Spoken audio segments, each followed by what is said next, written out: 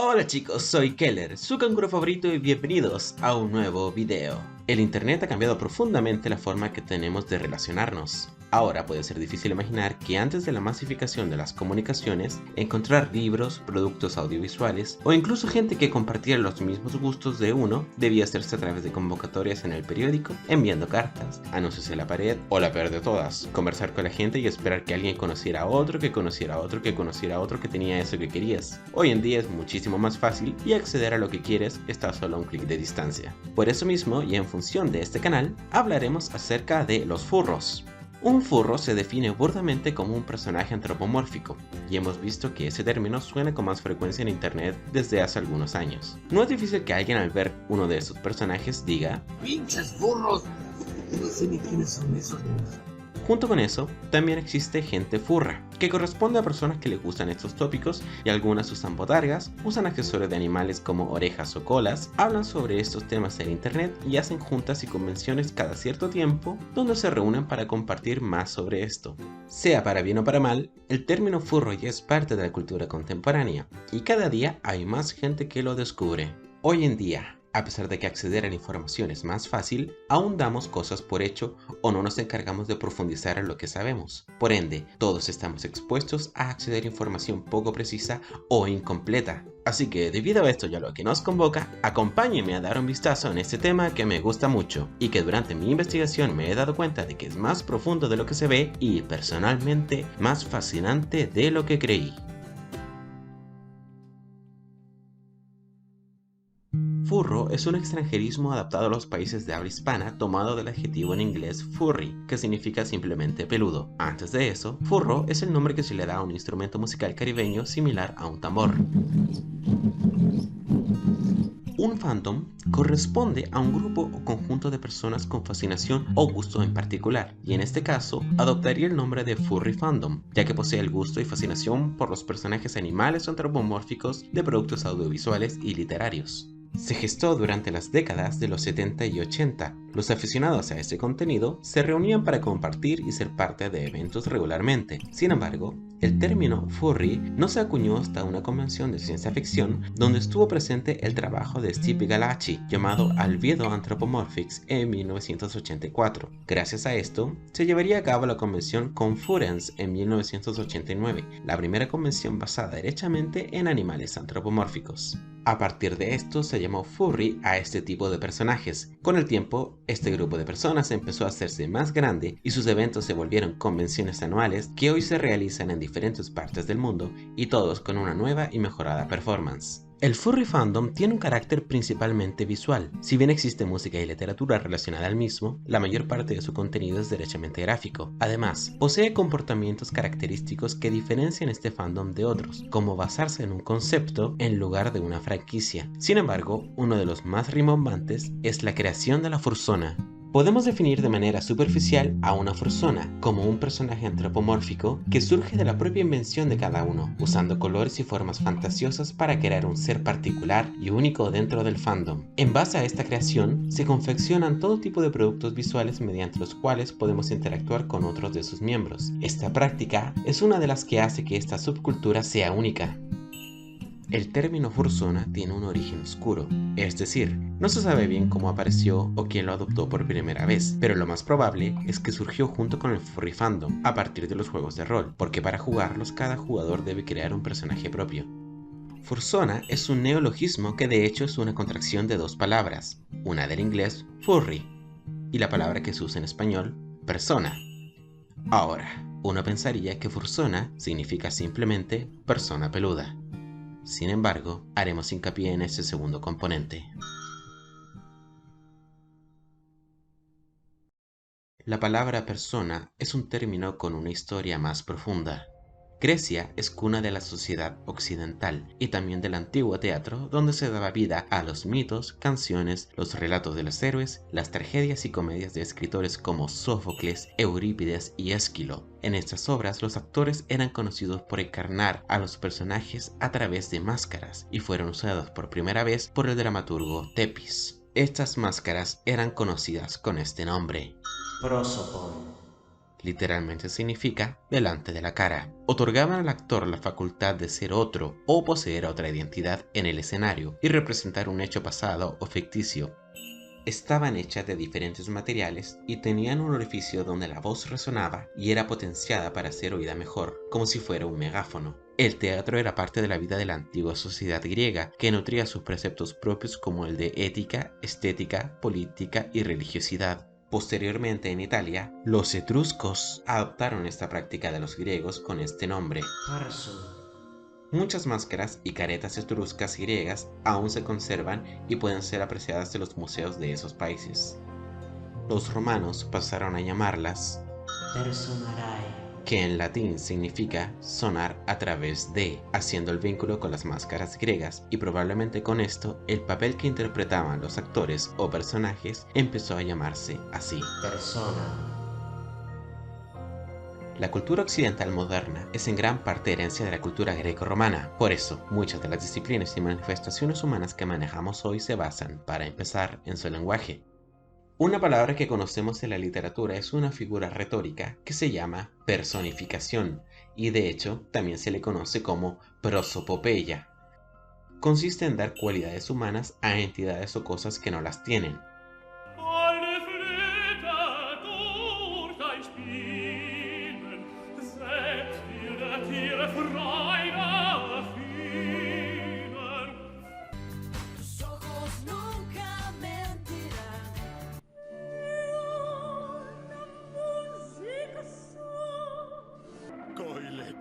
Los cielos lloran sobre la flor más dulce del campo.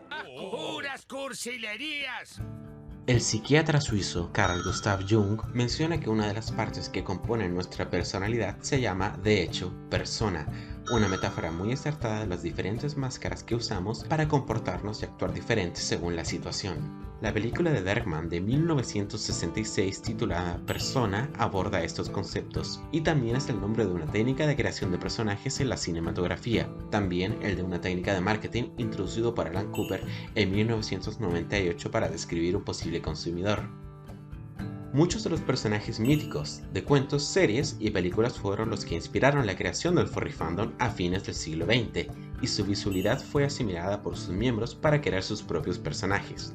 En conclusión, una fursona es un personaje animal antropomórfico ficticio, el cual el individuo que lo crea adopta como identidad para desenvolverse en un contexto social. A fursona is someone's character that represents them. That may be how they see themselves. It may be an aspirational character, what they wish they were or would like to become. As an artist, it involves kind of getting inside their head and figuring out what is it that their persona is saying.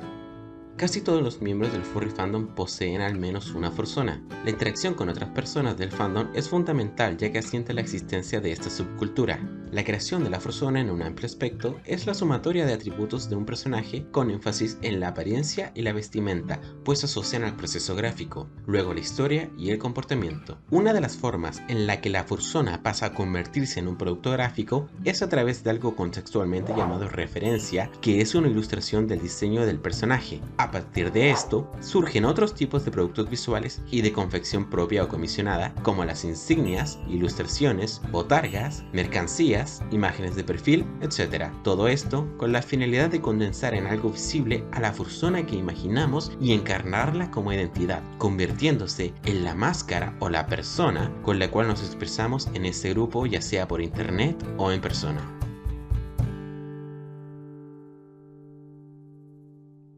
La personificación o prosopopeya existe en la literatura y en los textos dramáticos de todas las épocas. Si llevamos esta figura al campo de las formas, podemos conocerla como antropomorfismo, una práctica que existe desde mucho antes de la invención de la escritura. Durante muchos milenios, los humanos hemos sentido fascinación por los seres antropomórficos y hemos dado cualidades humanas a distintas especies y cosas que plasmamos en la literatura y el arte visual. Antropomorfismo se deriva de la combinación de dos palabras de origen griego, antropos y morfé, que significa con forma o apariencia de humano. Los seres antropomórficos no se remiten exclusivamente a personajes de mezcolanza humano-animal. Los muebles, las plantas, los robots, los fenómenos de la Tierra, los aparatos también pueden serlo. Los muebles de La Bella y la Bestia, la película Cars, los robots en la película WALL-E son un ejemplo de objetos antropomórficos. ¿Quieres bailar, niño bonito? Por ende, en virtud del tema principal, el término más preciso sería personaje animal antropomórfico. El antropomorfismo es una atribución que tiene un origen histórico-religioso atribuido mayoritariamente a animales. Una de las primeras manifestaciones que se conservan es el hombre león de Ul o Löwenmensch, que se estima tiene una antigüedad de 40.000 años. Un caso emblemático es el de los dioses egipcios Anubis, Horus, Bastet, Thoth, Sobet, Sekhmet, Set, entre otros, con sus características cabezas animalescas sostenidas por cuerpos humanos. La esfinge descrita por Apolodoro, Estacio y Heródoto es una criatura hostil que es una mezcla entre un humano con águila, león y toro, un símbolo también presente en la alquimia, y dependiendo de su narrador había aprendido de las musas la capacidad de formular enigmas ganándose el nombre de la cruel cantora, también conocida por algunos cultos como el guardián de los misterios. El Tetramorphos del claustro de Fromista muestra a los evangelistas con apariencia de hombre, águila, león y toro, muy similar a los animales que componen la esfinge. Las culturas precolombinas también tienen ejemplos de animales antropomórficos, como los dibujos del Códice Borgia del siglo XVIII, que muestran su cosmovisión. Algunos espíritus ilustrados en este libro son semejantes a la fauna propia de su locación, como las serpientes, lagartijas, coyotes y jaguares. Con el pasar de los años, los animales antropomórficos dejaron de ser solo ídolos de culto a ser parte de las tradiciones como personajes de canciones, leyendas e historias. No olvidar a los cuentos tradicionales como la Caperucita Roja, donde el lobo podía hablar y logró engañarla para llegar primero a la casa de su abuela. El gato con botas también es otro ejemplo de un animal comportándose como un ser humano. La liebre que tomaba té con el sombrerero loco y el gato rizón que le hablaba a Alicia en el País de las Maravillas. Con el avance de la tecnología surgió la animación y estudios como Disney tomaron estos cuentos y los tradujeron a una pantalla plasmando su visión propia y además creando sus propios personajes como Mickey Mouse y el Pato Donald. La obra musical Cats de 1981 fue realizada por Andrew Lloyd Webber, inspirada en el libro Los gatos habilidosos del viejo Possum de T.S. Eliot, y cuenta cómo una tribu de gatos se reúnen todos los años para elegir al felino que va a pasar a una nueva vida en el paraíso. Cuenta con numerosas adaptaciones y una canción ilustre llamada Memory.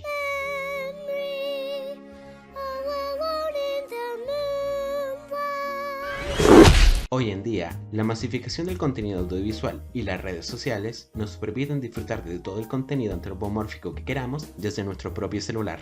El surgimiento de la animación y las caricaturas abrieron un mundo de posibilidades en el diseño de personajes antropomórficos. Si bien clásicamente los cánones artísticos apuntaban a la verosimilitud al representar a los humanos o animales en un lienzo, la aparición y difusión de diferentes estilos abrieron las puertas a una cantidad de diseños virtualmente infinitos, con sus propios gestos y expresiones. Cuando se diseñan a personajes animales antropomórficos, el artista toma de referencia la realidad, como por ejemplo, cuando quiere crear algo similar a un zorro, tiene en cuenta la forma de las patas, las orejas, la cabeza y otros detalles propios de un zorro real. Pero además, utiliza un componente creativo y echa a volar su imaginación, añadiendo al personaje en su propio estilo y técnica colores y formas fantásticas, además de añadir una serie de facciones humanas en su semblante y en su comportamiento. Actualmente se menciona que todos los personajes animales antropomórficos de cualquier soporte o época son furros. Sin embargo, esto es una afirmación incorrecta.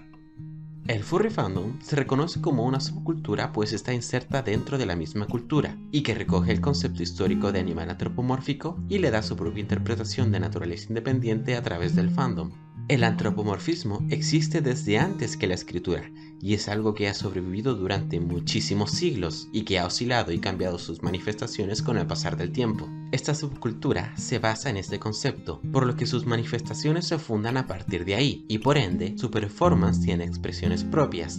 A pesar de que se origina de prácticas ancestrales, no las reemplaza, es decir, permanece englobada dentro del antropomorfismo. Por eso, la creación de personajes animales antropomórficos existe tanto dentro como fuera del furry fandom. Muchos de los productos audiovisuales masivos, como estos personajes, aún se siguen produciendo por grandes estudios o por la industria del entretenimiento, y a pesar de que el furry fandom los asimila y los usa de inspiración, su concepción se mantiene al margen. Los personajes antropomórficos que no surgen del furry fandom, sino que del cine, de plataformas de streaming o de videojuegos, dedicadas a un público más general que de nicho, no fueron hechos con el propósito de ser parte de esta subcultura, y aunque perfectamente estos personajes pueden calificar para ser furros, carecen del propósito de pertenencia al fandom. No son concebidos como fursonas, ni son diseñados para la interacción social como una identidad ficticia, ni con una naturaleza independiente. Algunos autores mencionan que el gusto por el antropomorfismo no hace que alguien sea furry. Esto se convierte en una cuestión de elección personal y cómo alguien se identifica a través de las subculturas. Por esto, podemos estar de acuerdo en un mínimo en el caso de los animales, y decir simplemente que todos los furros son personajes animales antropomórficos. Sin embargo, no todos los personajes animales antropomórficos son furros. Si buscan por internet, es posible que encuentren dibujos de personajes furry que pasan por una especie de metamorfosis representada a veces por una escalera, donde la parte más animal, denominada feral, poco a poco va cambiando hasta convertirse en una figura más humana, denominada antro, diminutivo de antropomórfico. Ambas denominaciones corresponden a conceptos ampliamente usados dentro del furry fandom y son usados con regularidad. Otras variantes, como el feral erguido, también existen, pero usado con menos frecuencia. Haremos una pausa y hablaremos con detención de esto, ya que acá hay algo que no se explica a menudo y la información es muy escasa. La creación de personajes antropomórficos no es algo originado en el furry fandom, como ya mencionamos. El universo de las formas de las historietas y los dibujos animados ha sido explorado gráficamente. Por lo mismo, es necesario hacer una distinción crucial en este punto. Tomaremos un ejemplo universal de personajes animales antropomórficos, en este caso de Disney, Pluto y Goofy. ¿Qué los hace diferentes si se supone que ambos poseen rasgos de perro y humano? Para este caso y en base a bibliografías, es oportuno decir que sería conveniente añadir un nuevo término, ya que el uso de la palabra antropomórfico está demasiado generalizado. Este término corresponde a zoomórfico y se compone de las palabras en griego zoo y morfé, que significa con forma o apariencia de animal. A pesar de ser menos mencionada, el zoomorfismo es una práctica que también ha estado presente a lo largo de la historia. Consiste en dar cualidades o apariencias animalescas a fenómenos, cosas, símbolos, incluso a seres humanos. A diferencia del antropomorfismo, que puede darle una cualidad humana a un animal, por ejemplo, el zoomorfismo puede darle una cualidad animal a un humano. ¿Yo en humano? Puedes convertirte en uno. Después de todo, tú eres mitad hombre.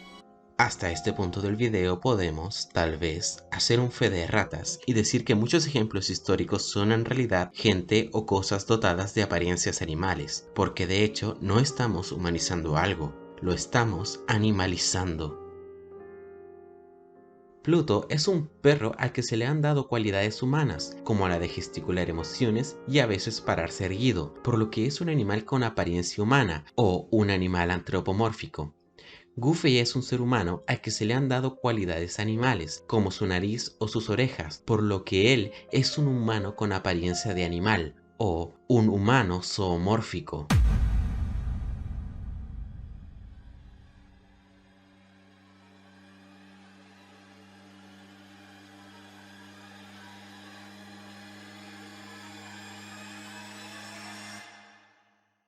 Hay que tener cuidado de no invertir los conceptos, ya que es muy probable su confusión. Ahora, ¿qué ocurre con el ejemplo de la escalera? Me parece que realizar eslabones para determinar el grado de humano-animalidad de un personaje es algo incorrecto. La gama de posibilidades es tan amplia, incluso fuera del furry fandom, que es mejor graficar esto como si fuera un resbalín o un degradado donde podemos únicamente inferir cuándo un personaje es más animal o un humano sin nunca serlo del todo, por lo que cabría solo graficar dos polos donde las variantes pueden aproximarse. Así, podemos recurrir a usar este nuevo esquema, pero recogiendo los términos generalizados del contexto furry, feral y antro, y ubicarlos nuevamente. Aunque la verdad me parece que algunos nombres son muy poco precisos. Ahora, ¿a cuál de esos lados se parece más tu fursona? ¿A un animal antropomórfico o un humano zoomórfico? ¿Dónde lo pondrías en esta gráfica? Esta fue una pasada rápida a la investigación que he hecho del furry fandom en cuanto a visualidad. Ten en cuenta que hay muchos más ejemplos y mucho más que decir respecto a este tema. Si te gustó este video, deja un like, compártelo con tus amigos y suscríbete para hacer más videos así. Sígueme en Instagram y Facebook. También puedes escuchar mi podcast Furry Media, el más bacán de todo Chile y pronto del fandom de habla hispana. Ve a escucharlo, es terrible bueno. Hasta la próxima.